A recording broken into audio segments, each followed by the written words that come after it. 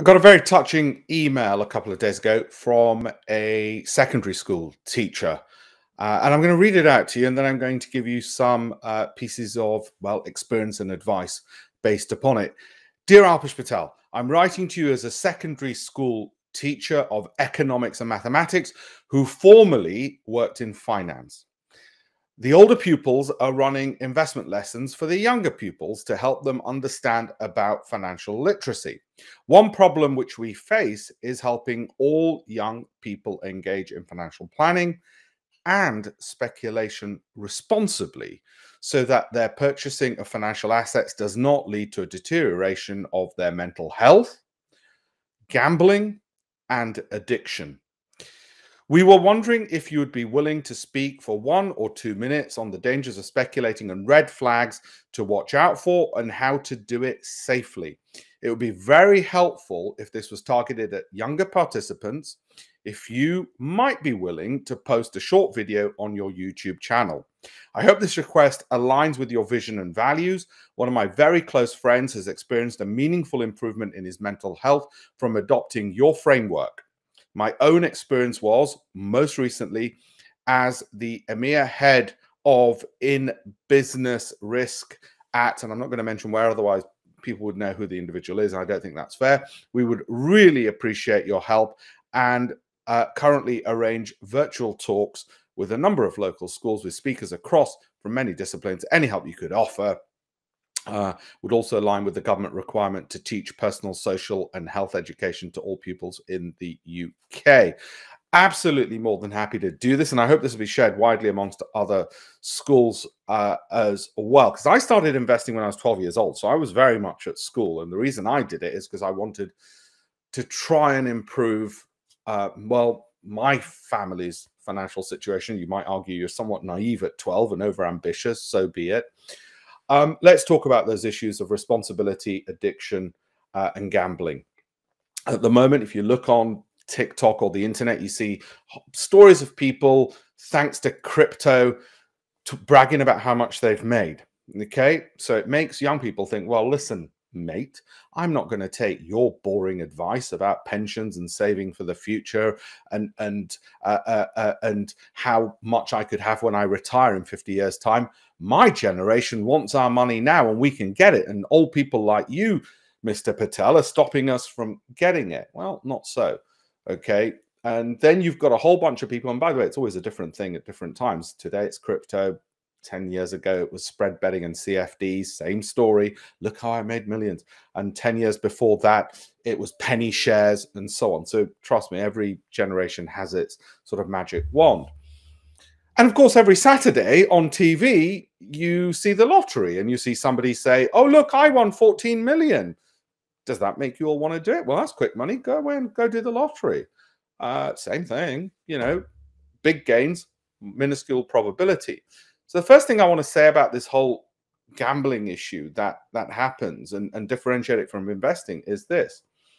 If you've got risk capital, you've got casino money, you've got throwaway money that you might use when you go to Vegas, feel free, but at least know that that's what you're doing, that you are getting ready to throw it away.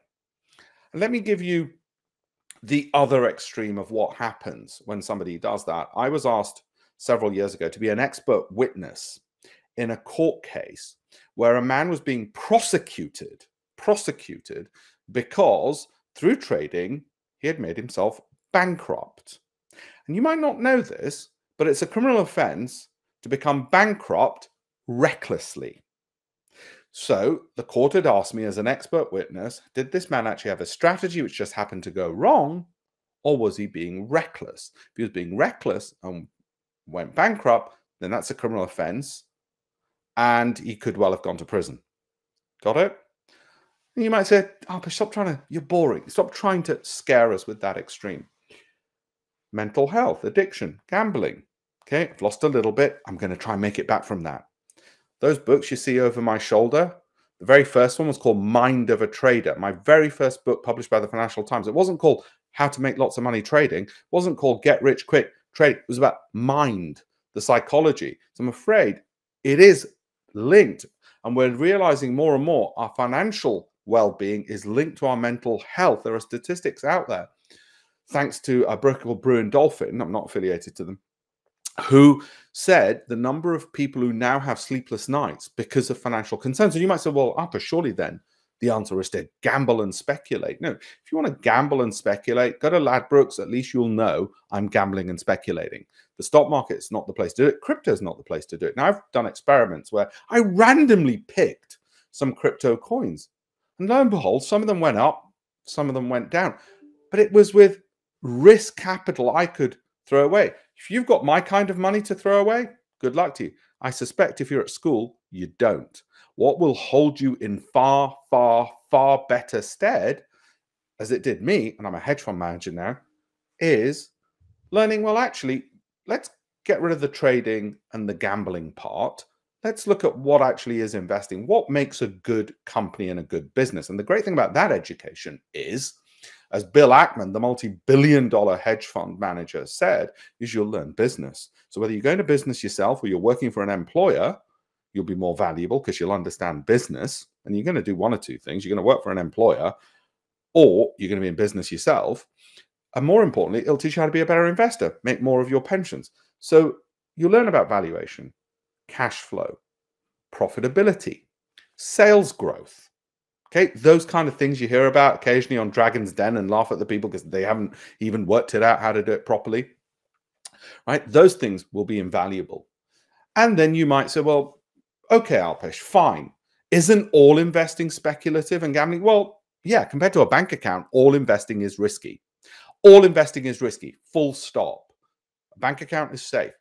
So what's the safest stock that I can think of? Well, you might argue the toss on this, but let's say Microsoft is the safest company I can think of in the world, in the sense that it's not going to go bankrupt and it's fairly growing at the moment and so on. And you might argue, no, something else is safer. I'm talking about volatility and I'm talking about, just what they do and all the rest of it. And so assume for a moment it's the safest. I want you to go look on the internet, their share price. Okay. Yes, you'll all focus on how it's doubled and tripled over a number of years. I don't want you to look at that. I want you to look at how it's fallen and when it fell. So during COVID, within a month, it fell about 20%. Now, if that's going to cause you panic, it teaches you something about yourself, which is what investing is about. It teaches you about yourself, how much risk you're willing to take, whether that's right for you. Okay, so that's an important lesson. Look at that and see, oh, okay, that's where we say. So all these terms people talk about risk, volatility, investing, learn what they actually mean by looking at things and saying, well, actually, that means if it drops, I'm going to be potentially in trouble. But then again, if I hold on to it because it was a good quality company, I see how I get out of that. And that's not too bad. But am I willing to hold over that period? Could I take that roller coaster ride? Don't just look at the upside. Look at the downside. Look at whether or not it's suitable to your circumstances to take that risk. Like I said, if your mum and dad are billionaires and they say to you, little Johnny, little Jane, here's a load of money, just throw it away, go burn it. I suggest you might want to do some social impact. Give it to homeless people rather than try and give it to rich fund managers and stockbrokers on the internet in any event. Because if you've got that kind of throwaway money, you're set for life anyway. So don't gamble, right? It's just rude, basically. It's immoral when you've got that kind of money just to gamble. But if you haven't got that kind of crazy throwaway money, then you don't want to gamble either because you haven't got throwaway money. And you'd want to look at, well, what does investing mean? What does it mean to buy? What is a quality company? What does valuation, growth, cash flow mean? What is the holding period? Why might I not want to give it to a fund manager? Why might I want to give it to a fund manager? What are the pros and cons? All of these life skills will hold you for the rest of your life. If in the first blushes of youth, you've got the arrogance and confidence to say, nah, it's just an old bloke trying to make me not get rich. I can go into any crypto. Let's work out how that story ends then. Let's say you throw some money at a crypto or a penny stock or a, I don't know, Swedish krona against the Australian dollar. There's lots of things out there. Let's say one of two things happens. You make some money because you can only either make or lose. So you make some money. Then what do? Do you stop? No, of course you don't. Then you think to yourself, oh, I might be good at this. So you do it again. You've got to keep getting that right. You know when that game stops? When you don't get it right. So you had a bit of beginner's luck. It's like tossing a coin, okay? can go up heads or tails 50-50. You get a string of heads. So you start thinking you're the world's greatest coin tosser. So learn about that. Learn about the fact that there's a difference between consistency and quality and skill and randomness. And the ability to be fooled by randomness is quite a common problem. So there's a lot of things to learn about. Here, you're going to be learning about statistics, business, entrepreneurship when you're investing. Great life skills. You're going to be learning about logic, about rationality, about how people are so easily fooled by chance. So you're going to have to learn critical thinking skills.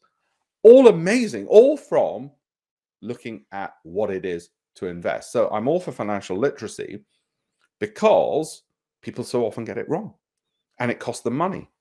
Okay, either they get it wrong, they invest and it costs them money, or they don't invest where they should have done and they think they're going to be the hare that's going to win the race. I tell you, in my life of experience in this industry, and I've got 18 books to prove it, and I've got an asset management company to prove it, and I've got some letters after my name to prove it as well, it's always the tortoise that wins.